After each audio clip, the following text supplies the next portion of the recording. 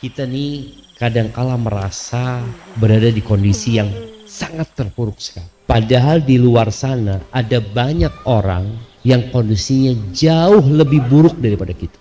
Maka kalau bicara bagaimana menumbuhkan optimisme di diri kita dan menumbuhkan husnudzon kepada Allah Azza wa Jalla, maka caranya engkau harus kenal sama Allah. Siapa itu Allah? Apa yang sudah Allah berikan kepadamu? Karena sebagian orang merasa Allah tuh ngambil dari anus. Loh, Allah nggak ngasih apa-apa. Bisa engkau duduk, engkau ambil buku, engkau tulis nikmat yang Allah berikan supaya engkau kenal sama Allah.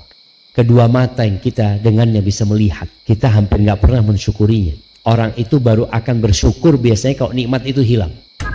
Kalau masih ada dia merasa bukan nikmat, tapi dia merasa kehilangan pekerjaan, dia di PHK, anaknya meninggal, mungkin suaminya boleh macam-macam, dia merasa nikmat itu hilang. Tapi nikmat yang melekat di diri kita, kita lupa.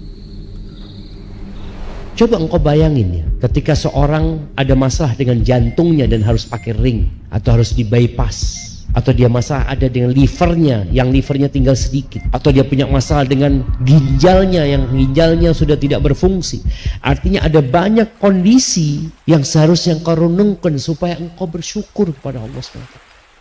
Jadi kalau bicara bagaimana tetap berhusnudzon sama Allah, tadi disebutkan hidup ini ujian dari Allah untuk melihat siapa yang bersyukur dan siapa yang bersabar. Kemudian musibah yang menimpamu itu hanya sedikit dibandingkan dengan nikmat yang Allah berikan kepadamu, dan musibah itu juga hanya sementara, dan kemudian engkau banyak melihat kepada orang yang lebih buruk hidupnya daripada, sehingga engkau akan bersyukur kepada Allah Azza wa Jalla. Dan biasanya ana berjumpa dengan beberapa orang yang hidupnya nelongso. Nelongso itu menderita lah, menderita, orang hidupnya menderita karena dia gak bersyukur. Selalu dia merasa aku susah, akhirnya susah hidup, susah.